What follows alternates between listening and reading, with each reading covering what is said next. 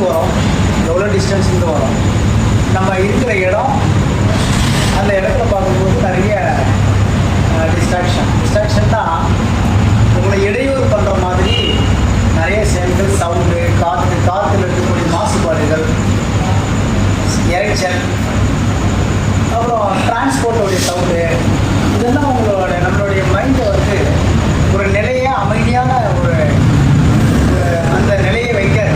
இப்போது இதனால் என்ன ஆகும்னா உங்களை மன அலை சுழல் வந்து ரொம்ப அதிகமாக இருக்கும். தமிழில் ஒரு பழமொழி சொல்லுவாங்க, அவசரத்தில் அண்டாவில் கை விட்டாலும் உள்ள போவாதுன்னு சொல்லுவாங்க. அதுக்கு என்ன காரணம்னா என் டீட்டெயிலாக சொன்னால் உங்களுக்கு புரியாது. அப்போ மன அலைச்சூழல் அதிகமாக இருக்கும்போது ரொம்ப எளிமையான செயல் கூட நம்மளால் செய்ய முடியாது. ரொம்ப எளிமையான செயல் கூட செய்ய முடியாது. அதுக்காக தான் காரணம். இப்போ இதெல்லாம் நீங்கள் என்ன பண்ணணும்னா, இந்த மாதிரியான விளக்கங்கள்லாம் நீங்கள் நிறையா யாரெல்லாம் கற்று வச்சுக்கிறவங்க அவங்கள்ட்ட நீங்கள் கேட்டு தெரிஞ்சுக்கணும். ஓகேங்களா? அது மாதிரி நீங்கள் அதாவது நார்மலாக மேகோவாக நீங்கள் விளக்கம் தெரிஞ்சுக்கிறதுக்கு முன்னாடி ஆழ்ந்த விளக்கங்கள் தமிழில் ஒரு பழமொழி சொல்லுவாங்க, அங்கடி வீட்டி பாப்பான எங்கடி வச்ச போடுவான்னு ஒரு பழமொழி சொல்லுவாங்க. இதெல்லாம் நீங்கள் கேட்டுருந்தேன்னு தெரியல. ஒவ்வொரு பழமொழிக்கும் அங்கடி பிங்கடி மாவுப்பான எங்கடி வச்ச பூப்பான எல்லா விஷயமும் தெரிஞ்சுக்கிட்டு தெரியாத மாதிரி இருப்பான்.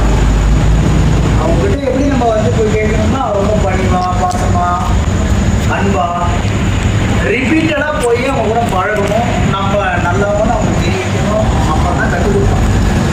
கற்றுக்க டேரெக்டாக எதுவுமே தெரிஞ்சுடும். இது தவம் பண்ணுறீங்க ஒரு ஷார்ட் பீரியடில் நம்ம கற்றுக்கிறோம். ஓகேங்களா? ரொம்ப ஷார்ட் பீரியட். இதை கற்றுக்கணும்னா எத்தனோ நாள் நம்ம எல்லாத்தையும் நம்ம தியாகமாக, சாப்பாடை தியாகம் பண்ணணும், உறவினர்கிட்ட தியாகம் பண்ணணும், தனியாக ஒரு இடத்துல போயிட்டு அந்த குருக்கிட்ட போய் நம்ம உட்காந்துக்கிறது, இதெல்லாம் இல்லாமல் நம்ம இன்றைக்கி அதை ரொம்ப ஈஸியாக இந்த தவத்தை கற்றுக்கணும். அதில் இந்த மன்றத்தில் நாங்கள் வந்து என்ன பண்ணுறோம்னா ஒவ்வொரு ஸ்டெப்பாக இம்ப்ரூவ்மெண்ட் பண்ணிட்டு, ஒவ்வொரு ஸ்டெப்பாக இம்ப்ரூவ்மெண்ட். காலையில் அதாவது அமாவாசை பௌர்ணமி அன்றைக்கி நம்ம எதுவும் பண்ணால் போகிறோம், அப்புறம் பண்ண ஆரம்பித்தோம். புரியுதுங்களா? அப்போது அந்த டைமிங் பார்த்தோன்னா 3 மணிக்கு வச்சோம், 3:30 வச்சோம், 4 மணிக்கு வச்சோம். சில பேரால் வர முடியல, பட் ரொம்ப ஆர்வமாக இருக்காங்கன்றனால 5 மணிக்கு வச்சோம். பாருங்க, யாருமே கவர் ஆகணுன்றதுக்காக தான் நம்ம டைமை மாற்றுறோம். எல்லாருக்கும் நல்லா நடக்கணுன்றதுக்காக நம்ம தெரிஞ்சுக்கணும்.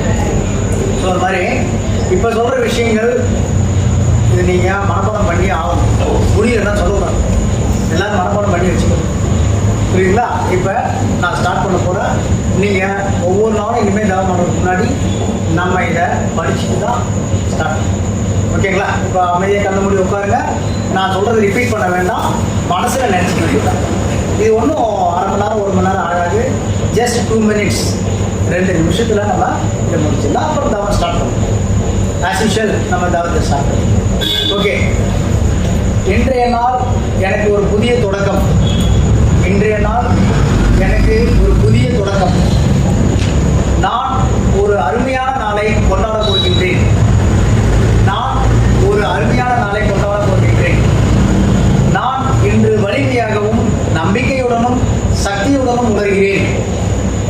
நான் சொல்லும்போது அதை அப்படியே நீங்கள் உணரணும். நான் இன்று வலிமையாகவும் நம்பிக்கையுடனும் சக்தியுடனும் உணர்கின்றேன். நான் எனது சிறந்த வாழ்க்கையை உருவாக்குகின்றேன் மற்றும் நேர்மையாக செயல்படுகின்றேன். நான் எனது சிறந்த வாழ்க்கையை உருவாக்குகின்றேன் மற்றும் நேர்மையாக செயல்படுகின்றேன். நான் மகிழ்ச்சியாகவும் ஆனந்தமாகவும் இருக்கின்றேன். நான் மகிழ்ச்சியாகவும் ஆனந்தமாகவும் இருக்கின்றேன். நான் அளவற்ற பிரபஞ்ச சக்தி என்னுடன் இருக்கின்றன. அளவற்ற பிரபஞ்ச சக்தி என்னுடன் இருக்கின்றன. நல்லவர்கள் மற்றும் வேதாந்தி மகரிஷி துணையோடு இன்று தவம் தொடங்கப் போகிறேன். நல்லவர்கள் மற்றும் வேதாந்தி மகரிஷி துணையோடு இன்று தவம் தொடங்கப் போகிறேன். நான் ஒவ்வொரு நேரமும் விழிப்புணர்வுடன் இருக்கின்றேன். ஒவ்வொரு நேரமும் விழிப்புணர்வுடன் இருக்கின்றேன். நான் சிந்தித்து செயல்படுகின்றேன். நான் ஒவ்வொரு நாளும் புதிய தகவல் ஒன்றை கற்றுக்கொள்கிறேன். ஒவ்வொரு நாளும் புதிய தகவலை கற்றுக்கொள்கிறேன். நான் பிரபஞ்ச சக்திக்கும் சுத்த வெளிக்கும் நன்றி கூறுகின்றேன். நான் பிரபஞ்ச சக்திக்கும் சுத்த